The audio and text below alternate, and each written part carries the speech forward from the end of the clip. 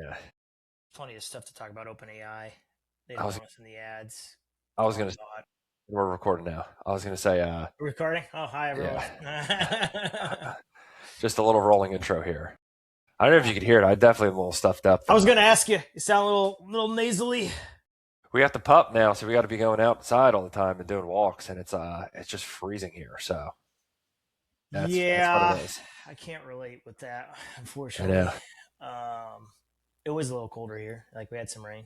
It was cold, and I was like, "Oh shit!" But yeah, dude, the nasally cold thing, dude. I feel like everybody has just gotten sick the last 2 months. Like it's just been hard, you know. Thankfully, I feel good, but it's just so freaking cold, and I'm just congested. So Yeah, it's the be all worst. right. You can't get good oxygen into your body. It's all good. Yeah. So we got a brief one today. I know you got calls coming up, but figured might as well still do this. I think one of the things that I thought was funny was ChatGPT and the ad side of things. Sure, that Claude had some great Super Bowl ads making fun of them. I know we talked about that last time, but I did hear, I think it was someone from ChatGPT saying, we just want you to come in and do a prompt, tell us what you want to sell, and you don't even have to have an advertiser. We'll just do everything for you and get your ads in front of the right people. Did you? So you shared that link, and so who Yeah, that was let me was pull it up. maybe just do a quick screen share just to show that. Yeah, let me do that real quick. Honestly, Steve, I haven't looked into it, but my first thought, and you probably thought something similar, was like, that's just like such a money making scheme for them. Like, if you just want a business owner just to go in there and just connect and just like, agencies are incentivized to drive performance. Don't get me wrong, there's agencies out there that suck, but you're incentivized to drive performance and like really knowing ad settings. Business owners, you know what I mean? Like, you're not going to be like in the weeds of all these different settings here. So, like, when I first heard this, I'm like, wow, this is them trying to like, I don't know, make more money essentially. Yeah, no, for sure. There's been people that have resigned because of this, but yeah. So this Assad Awan, who's in charge of monetization at OpenAI. Oh, shout out to Barry's Search Engine Roundtable for covering this. 25-minute mark of the interview basically says, I do think there's a version. I do think the version has to be where almost as easy as you were prompting nowadays for a question. You could say a goal. Say my goal is sales. Sell these shoes more in Midwest and go and then come back. It's like, hey, I tried some experiments. I think this is the right bid given your price point. This is the right way to doing that. Do you want to spend more money on this? Sorry, this is like conversational, so it doesn't really make sense. And then you continue the conversation and almost become a become an agent for that. So they basically want to do like prompt engineering to do this, and you don't need marketers and someone to Which, manage the platform. can you scroll up real quick? Yeah. That second one. So he says, but today, literally, a small business has to hire performance marketers, which could be one of the biggest costs. In some sense, actually, like, what the cost of running ads through that actually is the biggest cost in there, which of course then makes them more expensive. Um, that also makes no sense. Like, you hire an agency, that doesn't mean your ads become more expensive. Like, that literally makes no sense whatsoever. Yeah, I don't really get the pitch here. I don't really get the angle here. Like, what's the angle here? Like, why is that? I understand it would be cool to have an ad platform that's like easy to manage and you just like prompt your way through of like, hey, go get me sales in this market. But when you actually think through the nuance of like advertising and like your customers, like, you really gotta, there's just like a lot of complexity that goes into that. And I that's not think me trying to pitch that's for like an ad agency and like, hey, like, we need agencies. This could even be an internal person who like has a bunch of ads experience managing the ad platform. I just don't get the pitch there. so I get his a little bit of his argument saying, hey, you're going to pay a management fee for a performance marketer to come in and help manage your ads, so it's going to be on top of your ad spend. Which okay, there are some savings there potentially, but there's a reason why you have an expert to come in to help configure the accounts because unfortunately, maybe an OpenAI will fix this, but Performance Max, Advantage Plus, any of these AI systems, let alone their actual software and interface for running ads, they're confusing as shit. And the AI itself, they don't set up campaigns perfectly by any means. They'll like go off on the route and start trying to find conversions for random things that you didn't ask. Like I would just be so curious on the ChatGPT side, like, okay, I can prompt my way through this, but then how are we going to connect the dots on conversions and performance? Are you going to go into my Shopify or my WordPress or my Google Tag Manager, fire all the correct pixels based off of the experience on the website? And then how are you going to do like quality of leads that come through and really have that connection back and forth? I don't think it's there, to do that. Maybe the initial campaign build, sure, but like actually running stuff with conversion tracking and performance over time, I think that's going to be difficult.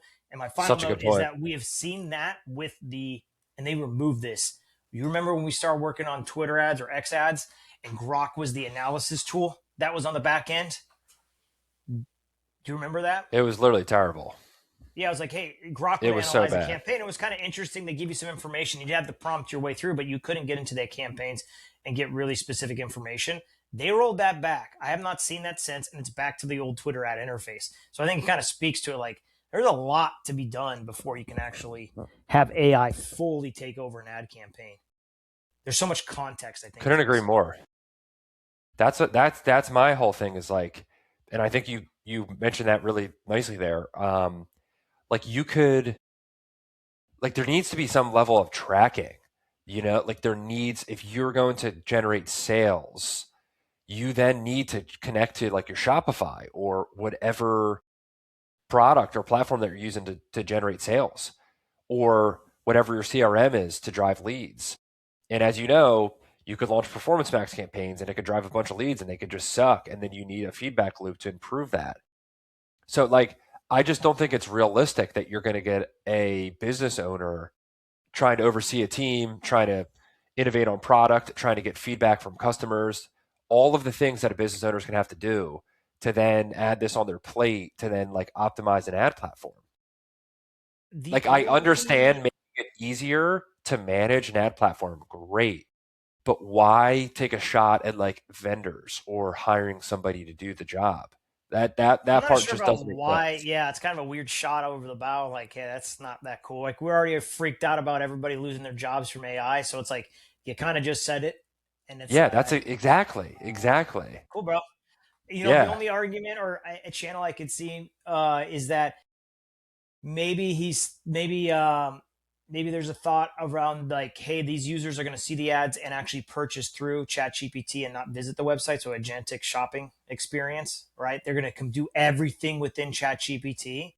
Okay, I could see an argument where the system could learn because it's all housed in ChatGPT and not going to a website.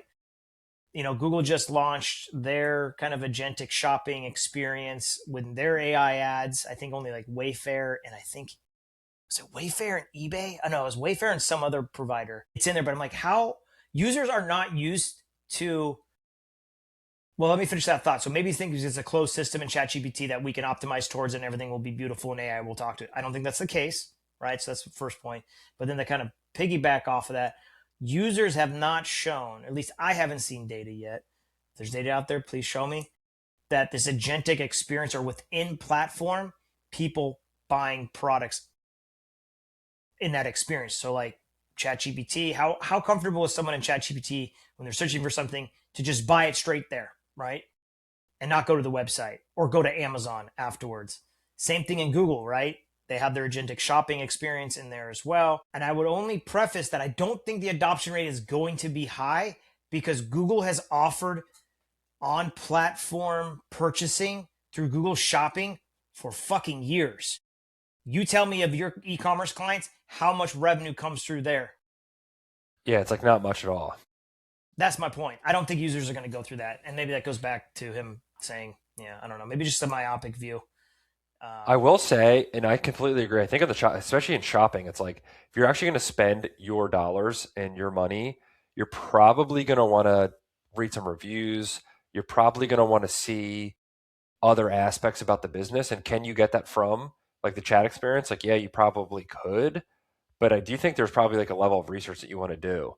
Um, I do think in lead gen though, you're probably a little bit more likely to like submit a form to be like, you know what, this is interesting, like software or interesting whatever. Let me submit a form like within a and platform, sure. yeah, and like get a demo experience. But again, in that world, like you really need a feedback loop for the system to be like, yo, these were good leads or they weren't good leads, and this is why. And I don't think you're going to be able to get that without some type of management, some type of oversight. And I just don't think a business owner, that to me seems like, that doesn't seem like a great use of time of like, hey, like you're a business owner. So like you're going to get really in the weeds of like an ad account and like the settings of your ad account. Like that does, it seems like there's much more better or higher use output of your time as opposed to doing something like that. So that's the thing that I again understand like the premise of let's make ads management a little bit easier. Totally get that. I think that's fair. That's cool. But like the thought of you could just prompt and like we'll just do everything for you, I just don't think is realistic. Yeah, and I think it's missing a point or a trend where like, dude, Google or any paid media has become more difficult to execute over time, at least in my experience, For sure. right?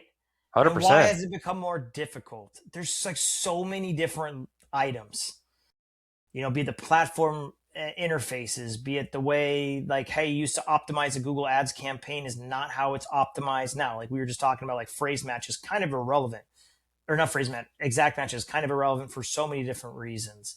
There's the conversion tracking. There's the zero click attribution that gets difficult to do. Like Broad match, AI max, it's all this gotten shit. so difficult to where it's like, man, it's hard to stay on top of like how actually paid platforms work. So it's like to assume that you don't need a performance marketer to help you out, and the AI is just going to get it all. I just think there's a lot of context that's just missing there. That's I know. far from. What happens if you, for whatever reason, your business has some type of like regulations or whatever, or like there's only certain markets that you can work with clients, like they have to be United States based or whatever. And you just launched this ad campaign, and then they got a bunch of leads from locations that you cannot service, and you just spent thousands of dollars.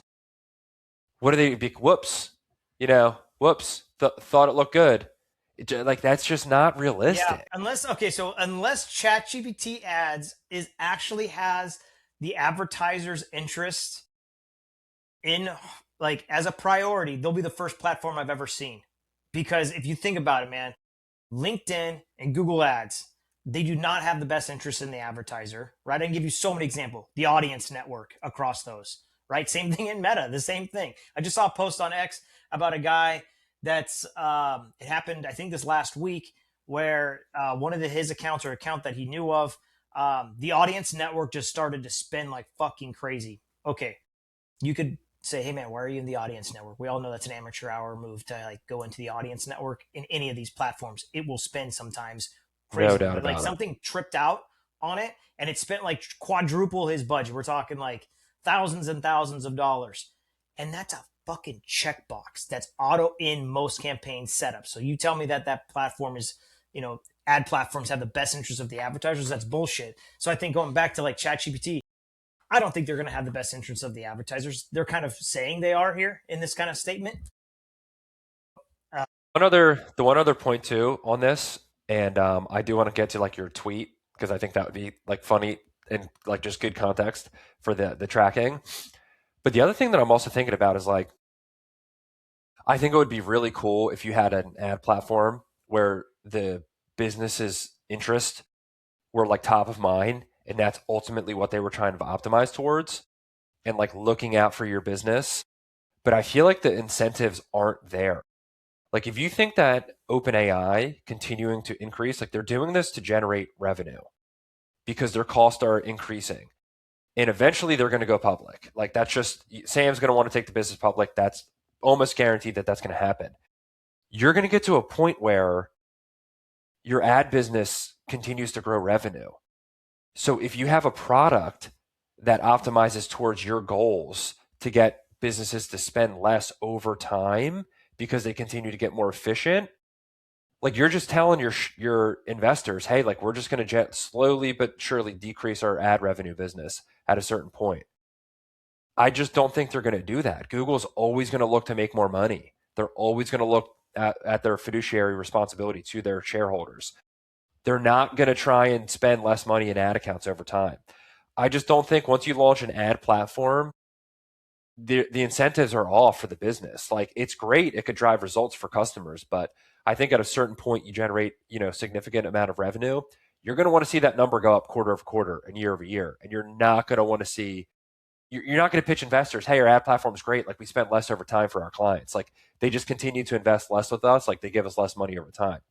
They're not going to want that. Yeah, no, I'm on the same page. Got nothing to add there, man. You nailed it. It's just so interesting to like, yeah, I don't know. I don't really appreciate that slight there of like, yeah, Yeah. you don't need No, these I get it. agencies and like this, that, and the third. It's like, well, dude, what if we just said, well, why don't we just create some Claude bot and then the Claude bot's going to take over how to optimize and build an ad platform, so like you don't need a job anymore.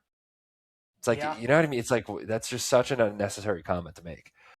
But how about you just tee up the Bing like data of like what it is, and then also how like you got Yeah, there's a yeah, a little couple shout out things. there. Let me tee this up because I think there are some relevant things I want to share beyond. But it sounds like as Steve is pulling this up, we're gonna get some like legitimate data tracking here Let's see from if it's LLMs. let's see if it's legitimate. Let me share my screen. Yeah, we will see. But that's kind of like the premise here is who's this released by? Microsoft, right? Yeah, so Microsoft has been ahead of the curve on getting us data on LLMs, and this is the first kind of data that we're seeing. So Bing Webmaster Tools rolled out an AI performance report, and it looks like this. There's a button on the left-hand side, so it's just like their search console, but there's a button called AI performance, and it says total citations and cited pages. Let me log in, and I'll show our stuff. I don't care. We don't have. And if you check this, I will put this in the show notes. This link, Steve got a little shout out in the article here with the Oh tweet, yeah, I which can. is pretty funny. Here, I'll scroll down to that. Where is That's that? so classic. Oh, I just tweeted about it, then or X'd about it, or whatever you want to call it. I'm like, hey, there I am. I'm like, oh, cool, it's great, That's but so it's a sick. little kind of underwhelming the data that's coming through. Yeah, for sure, I for didn't even get sure. a notification about it. I was reading the article. I'm scrolling through. I'm like, oh, hey, all right, Barry. I guess you follow me on X, which is, Yeah, that's so amazing. dude. It's not like we go way back, but it's like, yeah, it's a long time in the community and stuff. I'm not really active, but yeah. All right, That's so let me so show classic. you. It's not all that great data, so let me share something else. Let's see how this works. Bing Performance Webmaster Tools. So this is for our domain, and it's interesting because it's like, all right, you got 3 months. It looks like it only started in November. That's here, and so they have like total citations, which is interesting. It's like, oh, you can maybe share that with a client of like how many citations you're showing up within Microsoft Copilots and partners. But dude, Copilot and like Google or Microsoft partners, they don't get a lot of volume, right? I feel like nobody uses I Copilot. looked I've at a lot of never other heard clients anybody. in here. I'm not going to share just from privacy reasons, but my stuff I don't care. And most of this stuff is all around like our IR offering that we have because we can do IR websites. I'm like, okay, I'm not sure why they only picked that one, and it's like how That's many kind of pages are cool. being cited. But here's the weird part: like the average cited pages, it shows like as one that comes across. But when I look at the pages themselves, like there's a Good bunch amount of in other there. pages that Yeah. are being cited. I'm like, so where's that data? You can't segment this data at all, which kind of sucks. So it's like, cool, you gave me some super broad stuff that I can't segment between things. And they're saying those are Um, grounding queries. yeah, good luck trying to figure out what that is. I think it's like the seed keyword that then gets spun out to multiple different searches. And Yeah, I was gonna say, is this like a almost like a summarized version of the prompt? yeah, so Kind of like the that's theme of the prompt, yeah. So I basically. mean, it is data, which is nice. It's not really helpful. I could share it with clients. They don't have this in the API, so your third party tools aren't going to bring it in. It'd be a little bit more manual. So I might take a screenshot or two for clients and showing this, but I don't have any actionable items, right? From this. Maybe it's looking at these keyword queries and figuring out maybe we should rank better for these things if we want to, maybe help with some keyword research. So it's the first information. I had hoped that Google will give us something like this, but that's going to break the mold if Google Search Console really does start to segment AI search queries or prompts versus organic. And I think it's the same thing on the paid side. If your report, like if there's another drop down that's like instead of like placements, maybe it is placements, but it's like Google AI, Google AI overview, or search, right? Yeah, That's going to break the mold as far as placements and data collection. So that's where I'm at. So we got a pretty couple sick. minutes left. I want to show you one other thing I had no fucking idea about. I was messing around with another client. We were doing some UX UI stuff, and I stumbled upon that Clarity, Microsoft Clarity, which is free, right? It's a UX UI Well, heat tool. map tool. It's a Yep. heat map tool, right? But there's an AI visibility section. Now, Nice. there's a post about this that was published a couple weeks ago. I haven't seen anybody cover this at all. Maybe someone did cover it, but I think it's interesting, but it kind of follows the same trend. Interesting information, but not a lot of actionable items. So what this is doing, you have to set this up. If you're using WordPress, you got to use the WordPress Clarity plugin and installing Clarity. We did both, and it needs to connect to like the server or something like that. You can connect it to what's the big one? Cloud. What is the one? The big one? The cloud. Anyways, one of your there's a little bit of additional setup to get this going. They'll walk you through it. And so this has only been running for a couple of days, like actually less than 24 hours, but it shows what bots are coming through. You can look at all traffic bots, which is cool. So we used to look at like log files to get this information. I was actually Yep. trying to develop a tool with my I WordPress remember that that. looks at the log files. Yep. So this is kind of doing it real time and cataloging it, which is nice. So you can look at all traffic that's coming through, and you're like, "What the hell is this likely human?" So that's probably like actually human traffic coming through from That bot is operators. incredible to see this in an analytics platform where it's going to be like, this is probably human. This is not. This is an Yeah, agent. no, This is a bot. exactly. Ahrefs, this is always super aggressive. So if you switch this back to AI bots, what they do, it'll show you what bot is coming through. So 9.54 are AI requests based on but you can see Sick. which bots they are.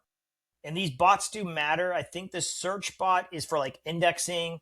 The GPT bot, I think it's indexing as well. But GPT user is actual user requests that are coming through. So over this time period, I think it's less than 24 hours, we've had the bot come out to our site and look at content 11 times. There's other bots in here that I'm not super familiar with. They're pretty, we'll have to look into it, but it's one of those things where cool, but I can't really click through on it. You can see what paths, like what page they went to, but I can't segment it. Like I love to be able to this, and I can do this with the tool that I have that we built. Like I would just want to see what users, ChatGPT user bots, what content was that? Like what are those 11 pages that brought it up, right? In the response mode, just so I can see maybe that's a little bit of that AI visibility that's happening. That's the best way to get it. So it's got a lot of promises. It is in beta. I'm not sure if everybody has access to this or not. My account does. But it's like I can't click through and get any more information on these URLs. This is really cool. So I had no idea this was a thing. it's new. It's is it helpful? Not really. It's kind of cool. At least it's something, and you can see the Uh, vision, and like yeah, but like it's this nice is to know. yeah, it's like this is the kind of data that we need as search marketers to make informed decisions. Otherwise, you're just fucking guessing, I know. which is fine. Sometimes guessing works. I think too the one thing that's and I know we got to wrap here in a minute. I think this is sick. I think like this is such a good episode here with just like general initial some data tools. I think the one thing that's just going to be really tough though is you know oftentimes when you're going to use an LLM of your choice, like you're getting information, you're not actually going to a website and you're not doing any actions. You know what I mean? Like how often does that stuff happen? Or I guess like the citations would be good to know, but Yeah, it's like just you don't know because if the you're person listed, saw it. it doesn't Yeah, it's mean like they clicked, they went to your website and converted. That can happen, but it's going to be rare. What's going to be more likely to happen is someone's going to go then search your brand in exactly. Google and then click on your result and then look at you and have a conversation. That happens all the time with us now. Like this past like 3 months, like I'm seeing that more and more often of like, why am I getting branded searches for Collective 42 out in the middle of Ohio? Probably ChatGPT, and then all roads lead back to Google. Yeah, yeah. Cool. Sick episode. Yeah. Let's call it there. All right. Sounds good. All right, folks. Later.